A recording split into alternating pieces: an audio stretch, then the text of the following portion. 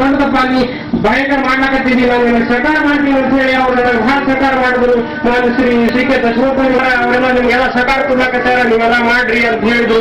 ನಾನು ಅದೇ ರೀತಿ ಮಾಡ್ತಾ ಇದ್ದೀನಿ. ಬಹಳ ಸಂತೋಷದ ವಿಷಯ. ತಾವೆಲ್ಲ ನನ್ನ ಹಿರಿಯ 10,000 ಕೋಟಿಯನ್ನ ನೀರಾವರಿ ಮುಖಾಂತರ ತಮ್ಮ ಬಜೆಟ್ ನಲ್ಲಿ ಇಡ್ತಾ ಇರ್ತಾರೆ. ಈ 5 ವರ್ಷದಲ್ಲಿ 50,000 ಕೋಟಿಯನ್ನ ಶಾಶ್ವತ ನೀರಾವರಿಯಾಗಿ ಇಟ್ಟಿದ್ದಾರೆ. ಆ 50,000 ಸಾಲದಿದ್ದರೂ ಸಹಿತ ಇನ್ನಷ್ಟು ಕೋಟಿ ಈ ಒಂದು ನೀರಾವರಿಗಾಗಿ ಮೀಸಲಿಡಲಿಕ್ಕೆ ನಮ್ಮ ದೀಪಕ್ ಕಟಕಗೊಂಡವರು ಈ ಸರ್ಕಾರಕ್ಕೆ ವರದಿಯನ್ನು ಸಲ್ಲಿಸಲಿಕ್ಕೆ ಇವತ್ತಿನ ಕಾರ್ಯಕ್ರಮದ ಮುಖಾಂತರ ಒಂದು ಯಶಸ್ವಿಯಾಗಲಿಕ್ಕೆ ಸಾಧ್ಯ ಆಗ್ತದೆ ಅನ್ನುವಂತ ಮುಖಾಂತರ ನಾನು ಇವತ್ತು ಹೇಳ್ತಾ ಇರ್ತೀನಿ. ಅದು ಅಲ್ಲದೆ ಈ ಒಂದು ಬಾಲಾಜಿ ಟ್ರಸ್ಟನ್ನ ನೋಂದಣಿ ಮಾಡಿಕೊಂಡು ನಮ್ಮ ಬಡವರ ಗ್ರಾಮದಲ್ಲಿ ಅತಿ ಎತ್ತರವಾಗಿರ್ತಕ್ಕಂಥ ಮೂರ್ತಿಯನ್ನ ಸ್ಥಾಪನೆ ಮಾಡಿ ಸುತ್ತಮುತ್ತಲಿರ್ತಕ್ಕಂಥ ಎಲ್ಲಾ ಗ್ರಾಮದವರಿಗೆ ಒಂದು ಇಲ್ಲಿಂದ 100 ಕಿಲೋಮೀಟರ್ ದೂರದಿಂದ ಸಾಗಿ ದರ್ಶನ ಮಾಡಿಕೊಂಡು ಹೋಗಿ ದರ್ಶನ ಮಾಡಿಕೊಂಡು ಬರಲಿಕ್ಕೆ ಸಾಧ್ಯ. ವೆಂಕಟೇಶ್ವರ ಮೂರ್ತಿಯನ್ನ ಪ್ರತಿಷ್ಠಾಪನೆ ಮಾಡಲಿಕ್ಕೆ ಹಗಲು ರಾತ್ರಿ ಎಂದರೆ ಬಿಡಿದು ಈ ಒಂದು ಕಾರ್ಯವನ್ನ ನೆರವೇರಿಸಿಕೊಳ್ಳಲಿಕ್ಕೆ ಬಹಳಷ್ಟು ಆತುರತೆಯಿಂದ ಕಷ್ಟವರಿಗೆ ಶಂಕರ ಬದ್ಧರಾಗಿ ನಾವು ಜಿಲ್ಲಾ ಜನರ ಪರವಾಗಿ ನಾನು ಹುರಿದುಂಬಿಸೋಣ. ಮತ್ತು ಏನು ಈ ಶಾಶ್ವತವಾಗಿರ್ತಕ್ಕಂಥ ನೀರಾವರಿ ಯೋಜನೆಯನ್ನು ಹಮ್ಮಿಕೊಂಡರೆ ಬಹಳಷ್ಟು ಸಂತೋಷದ ವಿಷಯ ರೈತ ಬಾಂಧವರೇ. ಯಾಕಂದ್ರೆ ಈ ಕುಡಿಯುವ ನೀರಿನ ಯೋಜನೆಯಾಗಲಿ ಅಥವಾ ರೈತರ ಜಮೀನುಗಳಿಗೆ ನೀರನ್ನು ಹಾಯಿಸುವುದಾಗಲಿ ಅವರ ಆರಿಸಿ ಹೋದ ಬಳಿಕ ಮಾತನ್ನ ನೆನಪು ಹಾರಿ ಸುಸಂಧಿ ಮತ್ತು ಸುವರ್ಣ ಅವಕಾಶ. ಆದ್ದರಿಂದ ಈ ಒಂದು ಎಣ್ಣೆ ಕಾಲದಲ್ಲಿ ಬೆಳೆದಿರ್ತಕ್ಕಂಥ ಒಂದು ಬೆಳೆ ಬಂಗಾರದ ಬೆಳೆಯಾಗಿ ಈ ಒಂದು ನನ್ನ ಅನಿಸಿಕೆಗಳನ್ನ ದೀಪ ಕಟಕಗೊಂಡವರ ಮುಖಾಂತರ ನಾನು ಸಹಿತ ಸರ್ಕಾರಕ್ಕೆ ಆಗ್ರಹ ಮಾಡುತ್ತಾ ನನ್ನ ಭಾಷಣವನ್ನು ಮುಗಿಸುತ್ತೇನೆ. ಜೈ ಹಿಂದ್, ಜೈ ಭಾರತ, ಜೈ ಕರ್ನಾಟಕ. ನೀರಾವರಿ ಯೋಜನೆ ಕುರಿತು ನಮ್ಮ ಈ ಭಾಗದ ರೈತ ಮುಖಂಡರು ಹಾಗೂ ಕರ್ನಾಟಕ ರಾಜ್ಯ ರೈತ ಸಂಘದ ಅಂತಕ್ಕಂಥ ಮಲ್ಲಿಕಾರ್ಜುನ ಮಹಾಸ್ವಾಮೀಜಿಯವರ ಪಾದಕಮಲಗಳಲ್ಲಿ ಕೋಟಿ ಕೋಟಿ ನಮನಗಳನ್ನು ಸಲ್ಲಿಸುತ್ತಾ ಯಾವತ್ತು ಹಾಗೂ ವೇದಿಕೆ ಮೇಲೆ ಇರ್ತಕ್ಕಂಥ ಎಲ್ಲ ಅತಿಥಿಗಳೇ, ಬಾಡೋಳ ಹಾಗೂ ಸುತ್ತಮುತ್ತಲಿನ ಹಳ್ಳಿಗಳಿಂದ ಬಂದಿರತಕ್ಕಂಥ ಎಲ್ಲ ನನ್ನ ಅನ್ನದಾತರೇ, ತಾಯಂದಿರೇ, ಮಾಧ್ಯಮ ಪ್ರತಿನಿಧಿಗಳೇ, ಪತ್ರಿಕಾಕರ್ತರೇ, ಆರಕ್ಷಕ ಇಲಾಖೆಯವರೇ, 153 ಅಡಿ ವೆಂಕಟೇಶ್ವರ ಮೂರ್ತಿ ಪ್ರತಿಷ್ಠಾಪನಾ ಕಾರ್ಯಕ್ರಮದ ಅಂಗವಾಗಿ ಅದರ ಜೊತೆಗೇನೆ ಒಂದು ಮಹತ್ವವಾದಂತಹ ಒಂದು ಕಾರ್ಯಕ್ರಮ ಶಾಶ್ವತ ನೀರಾವರಿ ಬಗ್ಗೆ. ಇದು ಬಹಳ ಒಳ್ಳೆಯ ಕಾರ್ಯಕ್ರಮ. ಯಾಕೆಂದ್ರೆ ಮುಖ್ಯವಾಗಿ ನಮ್ಮ ರೈತರಿಗೆ ಬೇಕಾಗಿರ್ತಕ್ಕಂಥದ್ದು ನೀರು. ಈ ನೀರಾವರಿ ಬಗ್ಗೆ ಇಷ್ಟೊಂದು ಮನಸ್ಸಿಗೆ ಹಚ್ಚಿಕೊಂಡು ಇದರ ಬಗ್ಗೆ ಹೋರಾಟ ಯಾವುದೇ ಕಾರ್ಯಕ್ರಮ ಮಾಡಬೇಕಾದ್ರೆ ಸಾಮಾನ್ಯ ಕೆಲಸ ಅಲ್ಲ. ಆದ್ರೆ ಒಬ್ಬರಿಂದಲೂ ಆಗುವ ಕೆಲಸ ಅಲ್ಲ ಇದು. ದೀಪಕ್ ಅವರು ಮಾಡ್ಲಿಕ್ಕಂತ ನಾವು ಸುಮ್ಮನೆ ಕೂತ್ರೆ ಈ ಕೆಲಸ ಆಗುದಿಲ್ಲ. ಇದು ಬಹಳ ಒಂದು ದೊಡ್ಡವಾದ ಕೆಲಸ. ಯಾಕಂದ್ರೆ ನೀರಾವರಿ ಆಲಮಟ್ಟಿ ಕೃಷ್ಣಾಕೊಳ್ಳದ ನೀರಾವರಿ ಯೋಜನೆಗಳು ಪ್ರಾರಂಭವಾದದ್ದು 1969ರಲ್ಲಿ.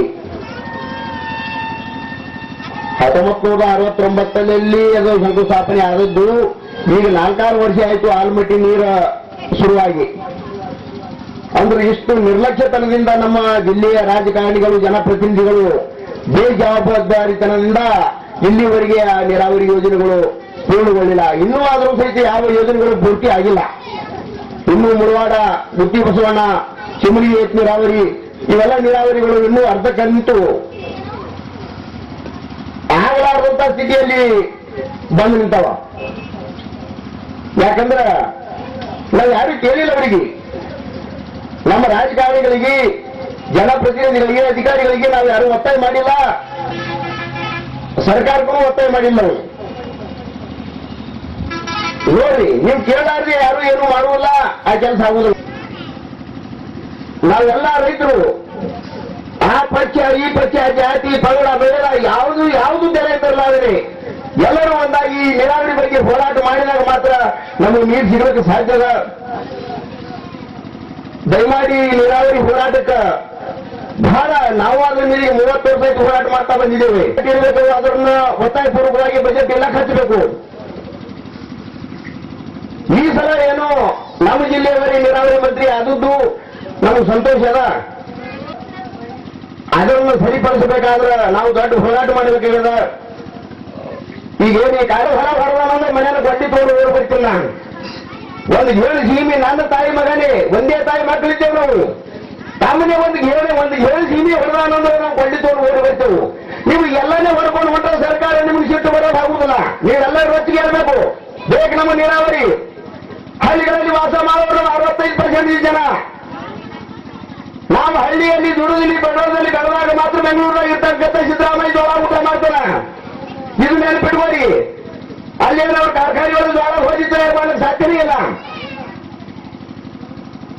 ನಮಗೆ ಶಾಶ್ವತ ನೀರಾವರಿ ಅನುಕೂಲ, ವಿದ್ಯುತ್ ಅನುಕೂಲ, ವೈಜ್ಞಾನಿಕ ಬೆಲೆ ಈ ರೀತಿ ರೈತರ ಅನುಕೂಲ ಮಾಡಿ ಕೊಟ್ಟಾಗ ಮಾತ್ರ ರೈತ ಸುಖಿಯಾಗಿರ್ತಾರ. ನಿಮ್ಗೆ ಯಾವ ಶಿಕ್ಷಣ ನಮಗೆ ಬೇಕಾಗಿಲ್ಲ. ನೀವು ಸಾಲ ಮನ್ನಾ ಮಾಡೋದು ಬೇಕಾಗಿಲ್ಲ. ನಾವು ಪುಕ್ಷಾಟೆ ಕೊಡೋದು ಬೇಕಾಗಿಲ್ಲ. ರೂಪಾಯಿ ಕಿಲೋ ಅಕ್ಕಿ ಕೊಡೋದು ಬೇಕಾಗಿಲ್ಲ. ನಮಗೆ ಏನು ಕೊಡಬೇಕಾಗಿದೆ? ನೀವು ನೀರಾವರಿ, ಸರಿಯಾದ ವಿದ್ಯುತ್, ವೈಜ್ಞಾನಿಕ ಬೆಲೆ ಇವಿಷ್ಟು ನಮ್ಮ ರೈತರಿಗೆ ಅನುಕೂಲ ಮಾಡಿಕೊಟ್ರೆ ನಾವು ಹಳ್ಳಿ ಸರ್ಕಾರಕ್ಕೆ ನಾವೇ ಸಾಲ ಕೊಡ್ತೀವಿ. ಆದ್ರೆ ಇಷ್ಟು ನಿಮಗೆ ಅನುಕೂಲ ಮಾಡಿ ಕೊಟ್ರೆ ಅವರಿಗೆ ಜಯವಾಗಲಿ ಇರಬೇಕಲ್ಲ. ಅವ್ರಿಗೆ ಮ್ಯಾಲ ಕುಂಡಿಸ್ಬೇಕು, ನೀವು ಕೆಳಗೆ ಕುಂಡಿರ್ಬೇಕು. ನೀವು ಮಾಲಕರು, ಅವರು ಆಳುಗಳು ಅನ್ನೋದು ನೀವು ತಿಳ್ಕೊಂಡಿಲ್ಲ. ನಮ್ಮಿಂದ ಓಟ್ ಪಡು ಹೋಗಿಸಿದವರು ನಮ್ಮ ಪರವಾಗಿ ಕೆಲಸ ಮಾಡಿ ಅಂತ ನಾವು ಕಲಿಸಿದ್ದೇವೆ. ಆದ್ರೆ ಅವರಿಗೆ ಜಯವಾಗಲಿ ಅನ್ನೋದಕ್ಕೆ ಹೊಂಟಿದ್ದೇವೆ ಹೊರತಾಗಿ ನಮಗೆ ಜಯ ಎಂದು ಆಗಬೇಕು. ನಮಗೆ ಜಯ ಆಗಬೇಕಾದ್ರೆ ನೀವೆಲ್ಲರೂ ಒಕ್ಕಟ್ಟಾಗಿ ಒಂದು ದೊಡ್ಡ ಹೋರಾಟ ಮಾಡಿ ನಮಗೆ ಬರ್ತಕ್ಕಂಥ ಪಾಲ 65 ಭಾಗ ಏನು ನಮಗೆ ಟ್ಯಾಕ್ಸ್ ಮುಖಾಂತರ ನಾವು ಸರ್ಕಾರ ಕಟ್ತೀವಲ್ಲ ಅದನ್ನು ಬಳಕೆ ಮಾಡಲಿಕ್ಕೆ, ಖರ್ಚು ಮಾಡಲಿಕ್ಕೆ 65 ಭಾಗ ನಮಗೆ ಕೊಡಬೇಕು ಹಳ್ಳಿಗಳಿಗೆ, 35 ಭಾಗ ಪಟ್ಟಣಗಳಿಗೆ ಮೀಸಲಿಡಬೇಕು. ಅದು ವ್ಯತಿರಿಕ್ತ ಆಗ್ಯದ. ನಮಗೆ 35% ಇದು ಖರ್ಚು ಮಾಡ್ತಾರೆ. ಸಿಟಿಗಳಿಗೆ, ಬೆಂಗಳೂರು ಅಂತ ಪಟ್ಟಣಗಳಿಗೆ 65% ಇದು ಖರ್ಚು ಮಾಡ್ತಾರೆ. ಇದು ಕೇಳೋರು ಯಾರು ಇಲ್ಲ. ಅದು ಆಗಬಾರ್ದು. ಅದಕ್ಕೆ ನಾವೆಲ್ಲರೂ ಒಕ್ಕಟ್ಟಾಗಬೇಕು. ನಾವರಿ ಒಂದು ಒಳ್ಳೆ ವಿಚಾರ ಇದು. ಎಲ್ಲ ಕಲಿತ್ರಿ ಕರಿ, ನಾವು ಬರ್ಲಕ್ಕೆ ತಯಾರಿದ್ದೇವೆ. ಬಿರಾದಾರ ರೈತರ ಬಗ್ಗೆ ಬಹಳ ಹಿಂದಿನಿಂದಲೂ ಹೋರಾಟ ಮಾಡ್ಕೊಂಡು ಬಂದಂತವರು, ಅವರಿಗೆ ಬಹಳ ಒಂದು ಇದರ ಬಗ್ಗೆ ಸಂಪೂರ್ಣವಾದ ಜ್ಞಾನವನ್ನು ನಿಮ್ಮ ಮುಂದೆ ಬಿಚ್ಚಿಟ್ರು.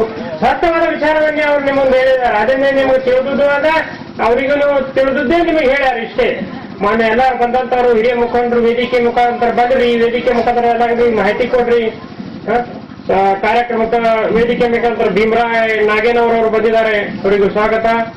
ಹಾಗೂ BKPS ಲಕ್ಷ್ಮಣ್ ಬಿರಾದಾರ್ ಅವರು ವೇದಿಕೆ ಕಡೆ ಬರಬೇಕು.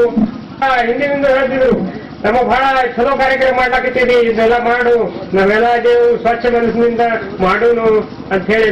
ಮತ್ತು ಸಂಬಂಧಪಟ್ಟ ಹಾಗೆ ರವಿ ಕಟಕದೊಡ್ಡಿ ಇದೆಲ್ಲ ನಮಗೆಲ್ಲ ವ್ಯವಸ್ಥೆ ಮಾಡಿದ್ರು ಬಹಳ ಚೆನ್ನಾಗಿ. ಹಾಗೆ ನಮ್ಮ ಗ್ರಾಮಸ್ಥರು ಎಲ್ಲರೂ ಬಂದಿದೆ. ಸಂಘ ಲಕ್ಷ್ಮಣ್ ಬಿರಾದಾರ್ BKPS ಅವರಿಗೆ ನಾವು 2ನೇ ಸಲ ಹೇಳ್ತಾ ಇದ್ದೀವಿ. ಅವರಲ್ಲಿ ನಮಸ್ಕರಿಸಿ ಶ್ರೀ ಗುರು ರೇವಣಸಿದ್ದೇಶ್ವರ ನಾಮಸ್ಮರಣೆ ಮಾಡುತ್ತಾ ಈ ಕಾರ್ಯಕ್ರಮಕ್ಕೆ ತಾವು ಅವಕಾಶ ಮಾಡಿಕೊಟ್ಟದಕ್ಕಾಗಿ ಅವರಿಗೂ ಧನ್ಯವಾದಗಳು. ಸಾಮಂತ್ ಅವರು ಎಲ್ಲ ಪುಟ್ಟ ಮಹಿಳೆಯರಿಗೂ ಧನ್ಯವಾದಗಳು. ನಮ್ಮ ಸರ್ಕಾರ ಈಗಾಗಲೇ 51 ತಾಲೂಕು ಬರಗಾಲಂತೂ ಸಾರ್ಯದ. ಆದರೂ ಅದರ ವಿಜಾಪುರ ಜಿಲ್ಲಾನೂ ಇಲ್ಲ, ಇಂಡಿ ತಾಲೂಕು ಇಲ್ಲ. ಹಣೆವಾರಿತ್ತು ಮಾಡ್ತಾರೆ, ಎಲ್ಲ ಸಾಲ ಮಣ್ಣಾನು ಒಣಗಿಲ್ಲ. ಒಂದು ಚಮಚದ ಒಳಗೆ ಎಟ್ಟಿ ಚಾ ಪುಡಿ ಹಾಕದಂಗೆ ನಮಗೆ ಮಾಡ್ಲಕತ್ತಾರೆ. ಇದಕ್ಕೆ ಶಾಶ್ವತ ನೀರಾವರಿ ಜೊತೆಗೆ ಬಾರ್ಕೋಲ್ ಚಳವಳಿ ಶುರು ಮಾಡ್ಬೇಕಂತ ನನ್ನ ಉದ್ದೇಶ. ನ್ಯಾಷನಲ್ ರಾಷ್ಟ್ರೀಯ ಹೆದ್ದಾರಿ 13 ಕ್ರಾಸ್ ಜಳಿಕೆಯಲ್ಲಿ ಬಾರ್ಕೋಲ್ ಚಳವಳಿ ಆದ್ರೆ ಎಲ್ಲ ಸದಸ್ಯರು ಬರ್ತಾರ, ಎಲ್ಲ ತಾಲೂಕಾ ಪಂಚಾಯತಿಯವರು ಬರ್ತಾರೆ, ಜಡ್ಪಿಯವರು ಬರ್ತಾರೆ, ವಿಧಾನಸೌಧ ಕೂತವರೆಲ್ಲ ಓಡಿ ಬರಬೇಕು. ಆ ಪ್ರಕಾರ ಚಳವಳಿ ಹಮ್ಮಿಕೊಂಡ್ರೆ ನೀರಾವರಿ ಬರ್ತದೆ. ಇಲ್ಲಾಂದ್ರೆ ಬಿಡಿ ಜೆತ್ತಿ ಮೋಸ ಮಾಡಿದಾಗ ಹೋಗ್ಬಿಡ್ತದೆ. ಎಲ್ಲ ಎಂದು ಹೋಗುದಿಲ್ಲ. ಹಂಗ ನಾವು ಕಟಕದೊಂಡ್ರವರು ಇವರು ಸಹಕಾರದೊಂದಿಗೆ ಎಲ್ಲ ನಮ್ಮ ರೈತ ಸಂಘದ ಮುಖಂಡರು ಅದರ, ಎಲ್ಲರೂ ಅದರ, ಎಲ್ಲರೂ ಕೂಡಿ ಏರಿಯಾನೇ ಬಿಡ್ತಾರೆ, ಚಡ್ಡಾಣ ಹಾಗೆ ಬಿಟ್ಟು ಬಿಡ್ತಾರೆ. ಸಿರಾಡೋಣ ಹಳ್ಳಕ್ಕೆ ಒಯ್ದು ನೀರು ಕುಡಿಸಿದ್ರೆ ನಾವೆಲ್ಲ ನೀರಾವರಿ ಆಗ್ತೇವೆ. ಅವರು ಸಮಸ್ಯೆ ಏನದ, ಏನು ಮಾಡ್ಬೇಕು ಅನ್ನೋದು ಅವರು ಸ್ಪಷ್ಟವಾಗಿ ಹೇಳಿದರು. ಅದನ್ನೇ ನಾವು ಇನ್ನು ಮುಂದಿನ ಕಾರ್ಯಕ್ರಮದೊಳಗೆ ಅದನ್ನು ಮಾಡ್ಕೋತಾ ಮತ್ತೆ ಮುಖಂಡರು ಆ ವಿಷಯವಾಗಿ ಮತ್ತೆ ಮಾತಾಡ್ತಾರೆ ನಿಮ್ಮನ್ನು ಉದ್ದೇಶಿಸಿ. ಹೀಗಾಗಿ